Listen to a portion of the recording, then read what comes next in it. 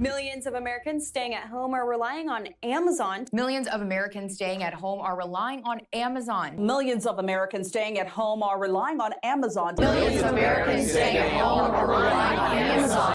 What is going on here? This is Q&A, but Canadian. Welcome back to my channel. If you're new here, I make social and political commentary videos. Today's question is, what is up with Amazon's new commercials? Amazon in recent history has had some very entertaining commercials. Most of them have centered around the excitement of getting an Amazon package. Can you feel it? Can you feel it?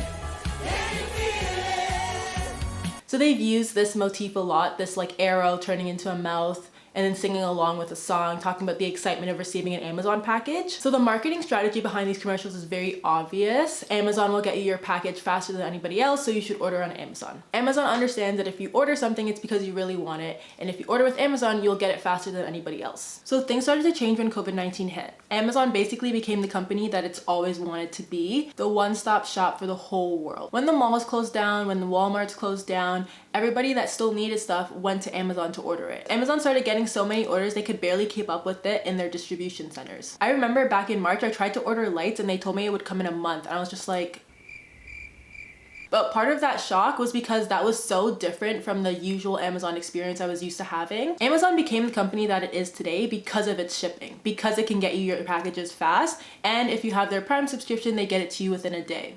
But when COVID-19 hit, it really tested their ability to fulfill their orders. On top of that, people in distribution centers started getting sick and stopped coming to work. That's when the story shifted to Amazon not treating their employees properly. So if you've been paying attention, you probably know that Amazon workers have always had issues with their working conditions, but it's mostly been around not being able to go to the bathroom, not being able to take breaks, being micromanaged to extreme levels, not getting sick pay, not having vacation time. But for COVID-19, these Amazon distribution employees became essential workers. And that meant that they deserved a certain level of protection at work to not contract the virus so that they can keep working. So around the end of March, I started seeing articles in newspapers about the working conditions in Amazon distribution centers. There were cases where one employee was tested positive for the coronavirus, but the managers didn't think to inform the people that worked with this person. Obviously, this is problematic because if someone you're working with has coronavirus, then you should probably go get tested. So when workers found out that they hadn't been informed, when they found out that their employee that they work in close quarters with had tested positive, they started demanding that Amazon shut down their distribution centers and do a deep cleaning of the whole premises. Yeah, that didn't happen. Some distribution centers work 24/7. So then it became a matter of, do we shut down the facility to clean it and make sure that we're not spreading coronavirus within our own distribution centers, or do we piss off customers by not having their packages delivered within a month? They didn't pick their employees. So some Amazon workers started striking because they were like, if we're essential workers, then treat us like it and give us the proper PPE, give us the proper cleaning supplies to work in a safe environment. So I remember that some of these strikes did make the news, but while it was making the news, there were also Amazon executives going on Twitter and downplaying the strikes. One executive said that even though the rally said there was about 1,000 people, there was really only 15. So basically nothing's going on here, just continue about your business. And then there's the case of Chris Smalls. He was an Amazon employee in the Staten Island distribution center, and he organized strikes to protest their working conditions. So Amazon fired him. They said the reason was because he was told to go home and quarantine because he had come into contact with someone that did test positive, but instead of quarantining, he kept coming back to the facility to protest with his coworkers. So this whole reasoning has been called into question, and Chris Smalls actually filing a lawsuit with the Labor Department over this. There's also the fact that a memo was leaked of one of Amazon's lawyers saying that they're going to use Chris Smalls as the face of the Amazon protests, and they also described him as inarticulate. This is Chris Smalls. He's black. When news got out of Chris Smalls being fired, it actually forced a lot of Amazon employees and other distribution centers across the states reconsider their plans for striking, for obvious reasons. And around the same time, a lot of Amazon investors were saying, you know, Amazon needs to work on this. They need to address the concerns of their distribution employees. And then Amazon made a statement about their $4 billion investment into safety protocols. So it took them a while, but they finally got their distribution centers up to code for safety measures. Then they started inviting news organizations to come into the facilities, tour it for themselves, see how Amazon is protecting their employees. They also pushed scripted news segments to local news stations. The company is keeping employees safe and healthy. The company is keeping its employees safe and healthy. The company is keeping its employees safe and healthy. The company is keeping its employees safe and healthy. The company is keeping its employees safe and healthy. The company is keeping its employees safe and healthy. The company is keeping its employees safe and healthy. I would actually bet money that the local channels that Amazon pushed this message to are cities that have distribution centers.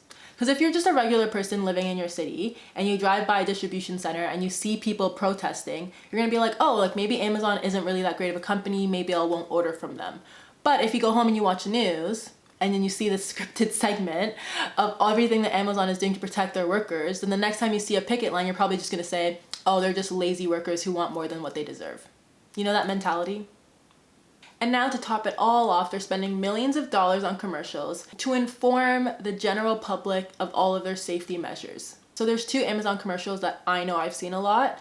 One is the one with Ricardo. He's the deaf employee who was like signing the whole commercial. And he talks about how Amazon's a great place to work. If I ever want training, they'll train me. He has this little like message thing on his sleeve that says like, you know, I don't talk, I use sign language. I guess this is Amazon's attempt to show that they go above and beyond for their employees.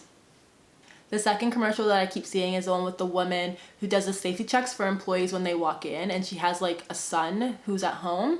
So she talks about how she really has to protect herself because she doesn't want to bring the virus home to her son, and how happy her son is that his mom works at Amazon, and every time he sees an Amazon package, he's like, oh, mommy's work. And what both of these commercials have in common is that the employee talks about how proud they are of working for a company like Amazon. They see themselves in this bigger picture of keeping the world going during this crisis. And Amazon is to thank for that. I'm not saying these commercials are fake, and I'm not saying they're wrong. I'm just saying Amazon's doing a lot of publicity work right now. This isn't the first time that Amazon distribution employees have spoken up about their working conditions, but it is the first time that Amazon's listening. Before, they've been able to swipe it under the rug. They've been able to say like, we pay them more than minimum wage, so I don't know why they're upset. But COVID-19 has really forced Amazon to realize that these people make their company work. Obviously, the employees who work at desks and are able to work at home are very important to how the company operates. They keep the website up, they keep the orders flowing, they do web services, Amazon Prime, Alexa, all of that's very important. But the people at the distribution centers who actually get the packages out the door, they're just as important. And they're using this time to raise their voices